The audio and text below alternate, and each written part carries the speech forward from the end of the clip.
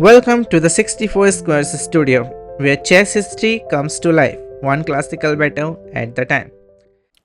Hello everyone, hope you're having a wonderful day so far, and welcome back to Decoding the Fischer series.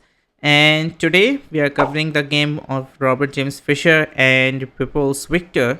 It was played in the USA Junior Championship, and it's the seventh game in 1955. So the last game I covered was the Fischer versus David Amis, and it was game number 5, I believe.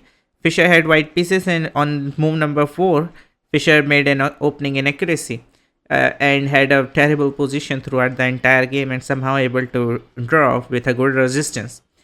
So let's see if what Fischer did with white again. And well, Fischer is white and Victor is black. So let's see. So e4 by Fischer again, e5, knight f3, but this time Victor played f5. This is so-called the Latvian gambit, and we are using the fact that knight is on f3, so whenever the e4 comes, it will attack the knight. So that is the main idea of Latvian gambit. It's like a king's gambit, but a very different. Okay, knight takes e5, that's the main line. Queen f6, attacking the knight, pawn to d4, defending the knight, and pawn to d6. Now there are two type of people who place pawn to d6 here, or sometimes people take on e4 first, but that allows bishop c4. So d6 is the main line, knight c4 is the absolute best line, f takes e4. So what black got in exchange of the queen is misplayed. So in exchange of all this time and weakening of the light squares, black got extra pawn in the center. So like let's say d5 was the connected pawns, and the queen is not terribly placed here. Actually it will go to g6, where it will serve a very good purpose of defending e4 and attacking the g2 pawn. That's why white has to play very actively and very cautiously. So well, Fischer played best move, knight c3. Attack c4, defends against d5 because it will just be taken, and also maybe threatens knight d5 to just attack the queen and the pawn. So the main line is queen to g6, was played by Victor.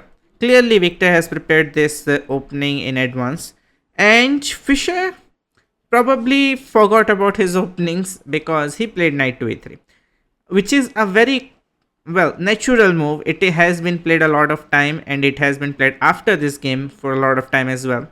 It is a very solid move, but a real question on this entire gambit is pawn to f3. It forces black to take, and after queen takes, white's setup is actually very aggressive. You can see that white has two knights out, a queen is also developed, while black only has one queen out.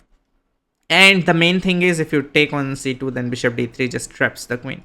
So that just ends the game on the spot. And after queen f3, bishop d3 is my next move anyways. And then I castle. So it just gives white a very free-flowing development, a very good, initiative. And black's initiative is just down to hole. So that's what people play nowadays, f3. And that's why Latvian gambit is no longer in fashion. But Fischer played knight e3, a safer move, and we have knight to f6 by black, defending the e4 pawn, just threatening to play bishop e7 and castle, bishop to c4. And bishop to c4 is the new move in the position. Bishop to e2 has been a main line for decades now, and it's still considered the main line. And why bishop to c4 is bad? Because for a particular reason. Yes, you are stopping black from castling. Yes, your bishop is quite strong here. But as soon as you see the move c6, a good move by black, you see that if the d5 hits, it will come with an attack on the bishop and all the assets are lost. And that's what happened. c6 was played by Victor, a very strong move. And now you cannot allow d5. Otherwise, the initiative will shift over to black. So you have to play d5 yourself. And now, okay, bishop to e7. And at a good day, maybe black can even castle, don't care about the c6 pawn, and just get the king to h8, because this f file is actually quite strong. And okay, so here Fischer played a4. And it's a slow move, but I mean it does not contribute to the position. Maybe stopping b5, but b5 was never a good threat anyways. and knight b to d7 by black. Still holding on to castle, because if you castle, of course, Fischer will take this pawn with check. So knight b to d7, and there is a threat of knight b6 attacking the bishop, attacking the pawn, so a5. But there is another threat of knight e5 which was played, and now you have to decide where you want to put your bishop on. If you play bishop to a2 perhaps, then like keeping the idea of castles, then you take the pawn with a check, then maybe c5, and then black castles next, and this bishop looks kind of awkward, right? That's why Fischer played bishop to e2, and it also stops the bishop g4 ideas. So makes sense. Bishop to a2, and now black can castle. There is no check. White castles, and bishop to d7 simply developing.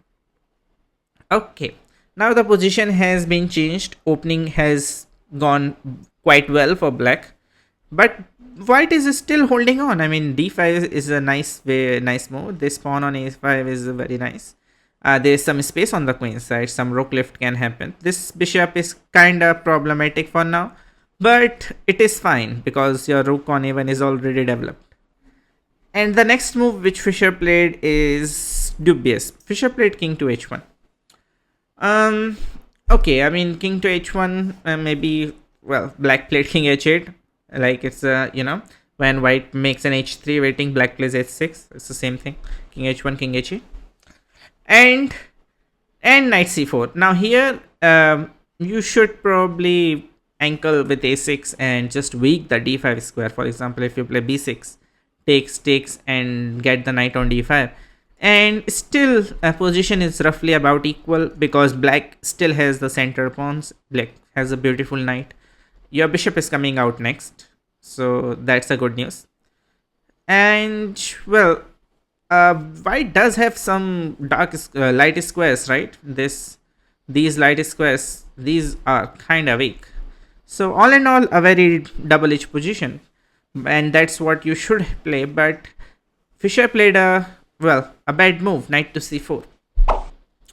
Why it's bad move? Well, there is a particular sequence of move which, if you find those moves, that will give you a huge advantage, which, well, Victor didn't able to find that. Victor played knight fg4.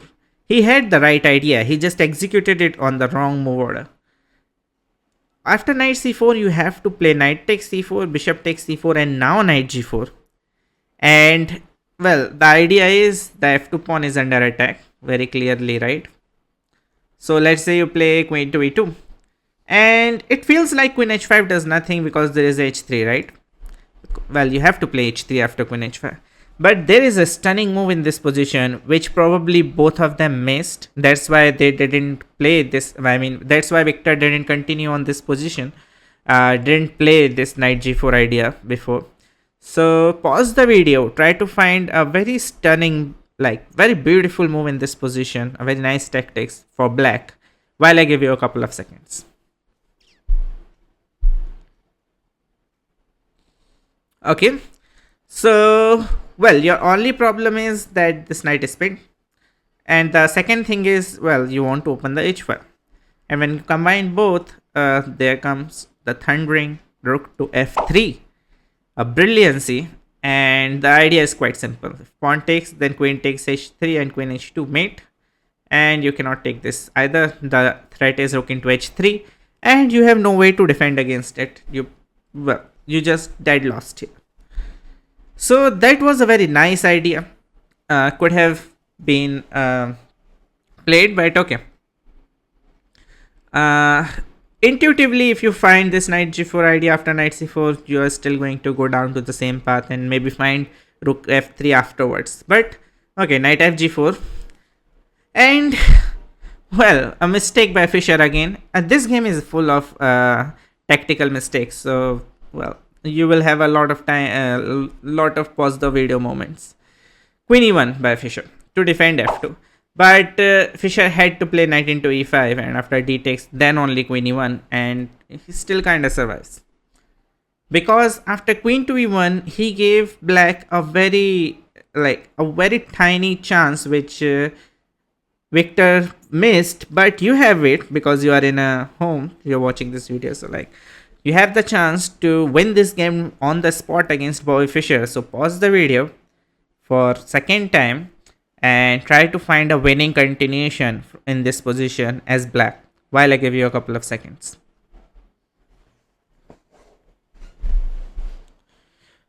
Okay, hope you find this move again, just knight to f3. I mean, it's just ripping the king side pawns. That's all it matters. Once your queen lands on h5, it's all over. So your g pawn can never leave from g2 because you need a support on h3 square, right?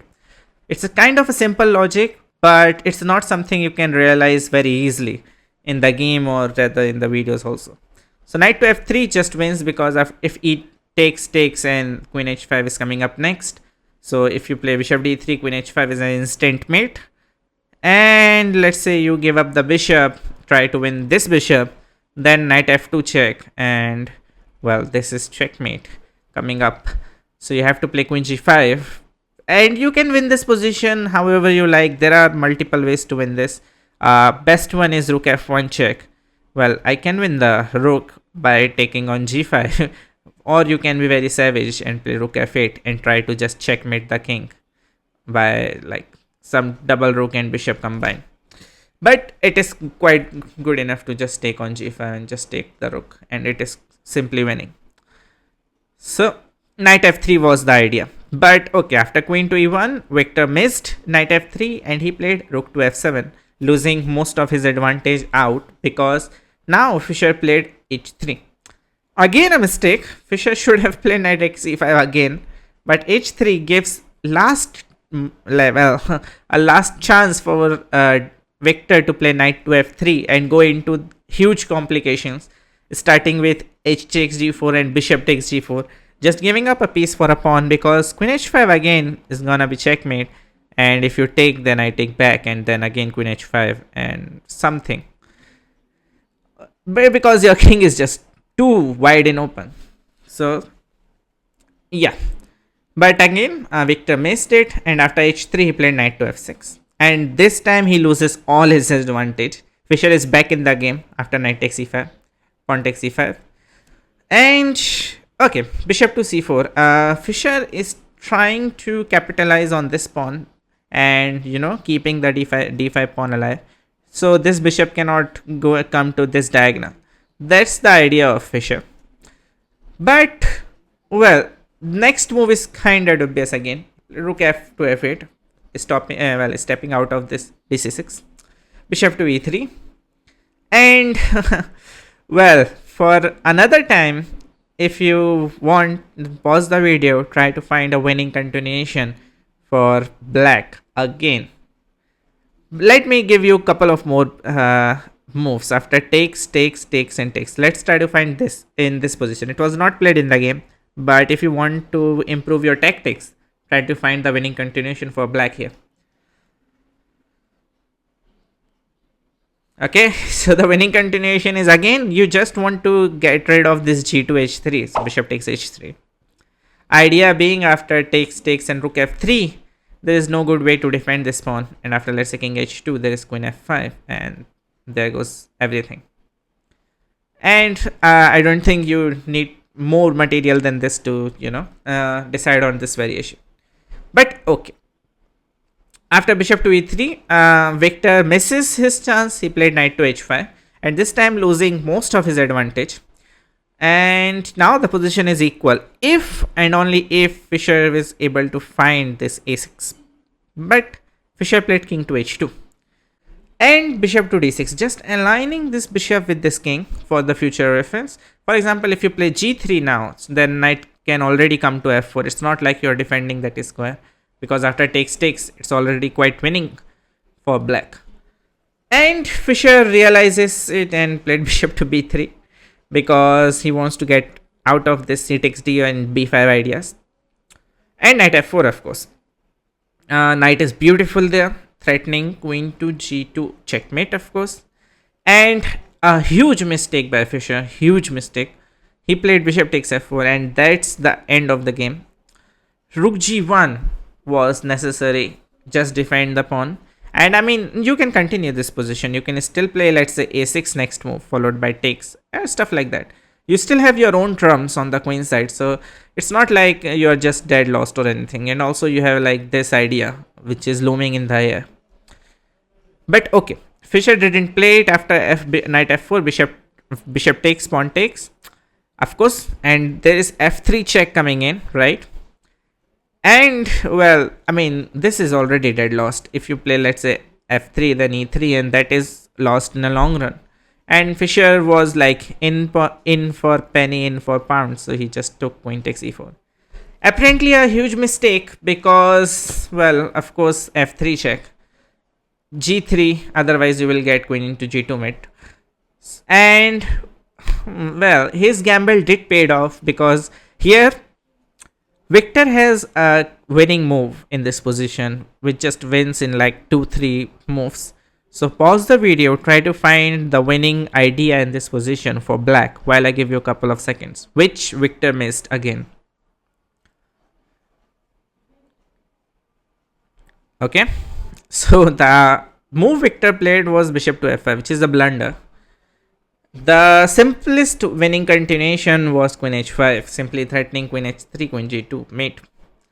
Idea being, if you play h4, yes, queen defends it, I cannot take it, but there is this rook f4 and you are very much forced to give up the queen, unless you get checkmate. Like, okay, literally queen e3, then this check, you cannot even take it, and that's mate. So that's the idea. If you find queen h5 and rook f4, that's it. That's the resignation from Fischer. But luckily, Fischer's opponent Viktor played bishop to f5, and Fischer is back in the game. Queen to h4 and rook a to e8. Okay, black still has some initiative. King is still weak for white, but okay, rook a to e1. Now this is apparently another mistake, because you have to play rook f to e1 for God knows why. But bishop to e5 is apparently a very good move, just stopping the exchanges and also just, putting the bishop on a more active square. And it's quite likely that at this point, after move 27, it's move number 28 now for Fischer. Fischer might be in a time trouble. Maybe both were in a time trouble. It's a very complicated game. And Fischer played queen to b4, which apparently just runs into queen h5 and just takes queen h3 again, of course. And this time Viktor spotted it and he played queen to h6. I don't think Fischer would have played it queen b4 if he had more time. So more than likely he was in time trouble. So queen h6, just threatening mate. h4 has to be played, and there is a very cute tactics in this position for black. So pause the video again and try to find a very nice tactics which wins on the spot for black while I give you a couple of seconds.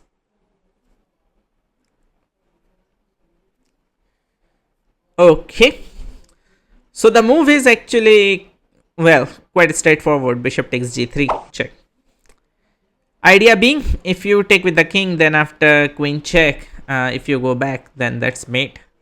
And if you take this pawn, then after bishop c2, bishop d3 or whatever, you can see that this rook covers the e file. This covers, well, that's a check. This covers everything. You are forced to give up the queen with queen f4. I can take the bishop and queen both. So, well, that's completely lost. So if you take with the pawn, and there comes the main idea, queen d2 check, and you cannot go to h3. The bishop covers it. And if you go back anywhere, queen g2 is checkmate. So you have to play rook e2, then I just take, and that's winning also. I might promote the pawn. So that's the idea. But okay, as I said, maybe both players were in time trouble, and it is very likely that they were in time trouble. Personally, if I was black, I would play c5 in this position. Just get the queen out so I can play queen takes h4. That's just a tricky idea, because, I mean, white can play queen a4, queen c4 also. But black played pawn to g5, and that's interesting, because he is opening his own king to target white's king. Now, the only real chance Fischer have in this position is to get rid of this dark bishop, open up this dark diagonal, and hope for something. But Fischer played rook to h1, and with this move, I can I can feel it that Fischer was giving up on this game already, and he didn't played well. He was out of the opening. He was quite is out of the opening. He was in a lot of trouble, and the king side there was a lot of tactics. So maybe he just gave up. But in this position, of course, without any thinking, you should take rook takes c5, rook takes c5, and let's say takes, because now I am also threatening to take. So you take back, and I play queen d4. Let's say rook e8, rook f e8, and something like bishop f7. And white actually has a very decent chance in this position. Your king is also quite weak. You play rook e7, I play queen d8, and yeah, I mean, it is very unclear if black is completely winning. I mean, of course, according to engines, black is completely winning, but I find these type of positions to be the most trickiest to be win, right? You know, when your opponent start having some counterplay, when you had a completely winning position, that's where a lot of people crack under pressure. So that's the best chance Fischer had, but he missed. He played rook h1 with just g takes h4. Again, you could have played actually instead of g takes h4, bishop takes g3 again wins, but okay. G takes h4, king g1, and well, a mistake, h3. I'm not sure where this pawn is heading, but in this position with the king on g1 and this rook being disconnected by this rook, now bishop into g3 is even more appetizing, right? Idea being, if you take, then I can just take back, and that's it. F takes g, then queen e3 check, and mate on the very next move. So you cannot do that. And well, Fischer's opponent missed it, Victor. h3, d takes c. Well, I can still play bishop takes, but okay. B takes, queen to c5. Now this encourages Fischer to take on g3 and is still winning, because, well, first of all, if you take back, then you lose the rook. And if you take the rook first, then look at this king. It cannot go here, cannot go here. So, well, there is their own pawn here. So it's a back rank idea, and after queen c1, you are getting checkmated. So you can't even exchange the rooks after bishop takes g3. And that just means you're dead lost. Next move is h2, queen h3, that's mate. But, I mean, as I said, both of them might be in a serious time trouble at this point. It's move number 33, queen g7 by Victor. Well, it drops quite a lot of advantage he had. But okay, king to h2. Now there was quite a simple threat of bishop g3, because queen g3, queen g2 is direct mate. So king h2, sidestepping. Queen to f6. Now, just defending the c6 pawn. At this point, probably Victor was quite frustrated by himself, because he had a beautiful attack, beautiful tactics flowing through the air, and he missed most of them. So maybe now he is just desperate to make moves. And Fischer find the best move, queen takes a7. And now Fischer's counterplay is starting with the a pawn, who is very close to victory, you know. So, but he did found bishop to d4, Victor. And Fischer find the best idea, going to c7. Idea being, you need your queen or closer to the king. Bishop takes f2 by Victor. And believe it or not, this position is quite close to draw now. Even though it does look like white's king is quite weak, but next few moves by Fischer is just absolutely best. Fischer took and played rook f1. And now you see that you cannot really move the, I mean, you have to move the bishop, but you cannot really keep the pawn on f3 anymore. Bishop d4. And rook takes f3, which is apparently a blunder, because there is an inhuman move in this position. The best move to draw the game was queen f4, just getting the queen back to the safety, take with the queen. Also, these things are under attack. So, all in all, a very dynamic position, but because there's a passed a pawn, all the end games are winning for white. So, you cannot do that. So, you probably have to go back as a black also. So, that would be a draw dynamically. I mean, both players would play. But after rook takes f3, there is a very, very nice tactical shot again in this position, which Victor missed. So pause the video again. I know it's a long video, but Pause the video again and try to find a very nice tactical shot in this position, which is kinda inhuman, but I mean, you will feel very good about yourself if you find this one. While I give you a couple of seconds. Okay. Okay, so the move is actually inhuman. Bishop to g1 check. And congratulations to everyone who find this one. It's inhuman to find this move. Idea being, if you play king takes g1, it's quite simple, because now after queen d4 check, the geometry works perfectly in this position. For example, if you play king f1, h2 just promotes the pawn to queen. There is no way to defend it. King g2, queen g1. And if you play, let's say king to h1, then rook e1 check first, and then queen g1 mate. And if you play king to h2, then queen d2 check, and you are getting checkmated on g2 square next move after king g1 or h1. And last but not least, if you don't take the bishop and play king to h1, this is the beautiful part. Bishop e4. And the rook is pinned. That's not the only thing. You cannot take the bishop because the queen also takes the rook, and that is still gonna be a checkmate. And that's the end of the variation. I mean, that the rook loses and everything loses. So bishop g1 instant win, but well, who would find bishop g1 at move number 39, you know? So bishop takes c3 by Fischer. Now this is a huge mistake, by Victor. This is a huge mistake because after pawn takes, if anything, black actually has some, only ever draw in this position, because black has 3 pawns while Fischer has 4. His a pawn is quite strong. His bishop is also quite strong. But, well, luckily for Victor, there is a h pawn. So Victor played rook to e2 check. That's the only move you have. If you play king to g1, then there is h2. So you play king to h1, of course. Fischer played king to h1. And there is bishop e4, which wins the exchange. And it looks like it wins the entire thing, but it just wins an exchange. But there is some precise moves which draws in this position as white. So for the last moment, try to find this defensive idea for white while I give you a couple of seconds. It's quite easy, but you need to find the right move order. Okay, so the move is actually quite simple. You start with queen c8 check. It's quite a simple idea. King g7, it was played in the game.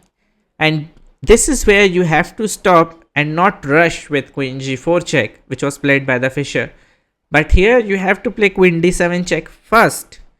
Idea is, if you play king g6, there comes queen g4 check, and that's a perpetual. If you go h6, then h3 pawn falls with a check. There is no point in doing this. And let's say let's continue this a little bit more. Let's say queen g5, and you play queen e6 check simply. And after king g7, you even have queen g8 check. And let's say king s6, there's queen f8 check, followed by queen f4 check. And that's a perpetual, a very direct perpetual. So you have to play queen d7. It's a key move. But Fischer misses it on move number 43. He played queen to g4. And sorry about that. So, and queen g6 suddenly. And that's it. You are down. You're gonna be down in exchange. And Fischer just collapsed under the pressure. He played queen d7 check, and after king s6, it's losing. Should have played queen f4, and after takes, white still has a real chance to draw this position, because there is still a pawn. This bishop is quite solid. It's not like black king is quite safe either. But I mean, with the pawn on h3 and extra exchange, should be winning for black. But black still need to show a very good technique to win this position. But okay, Fischer just collapsed after queen d7 check, king s6. And it was in this position at move number 44 that Bobby Fischer resigned the game, as there's nothing more to be done. I mean, your rook is pinned. It's gonna be, well, the g3 pawn can be fall as well. I mean, it's everything wins. You just win the rook, and that's just win. So yeah, very curious game again by Fischer. And I mean, Fischer's king side was so weak in this entire game that I think it's just to blame the opening. I think there is nothing else to explain this. You only can blame the opening in this position. By the way, one last thing to show: if you play queen takes h3, there is queen h5. So yeah, that's win. Okay, so that's the game. Let's see how Fischer do on the next one, and I will see you on the next video. Bye.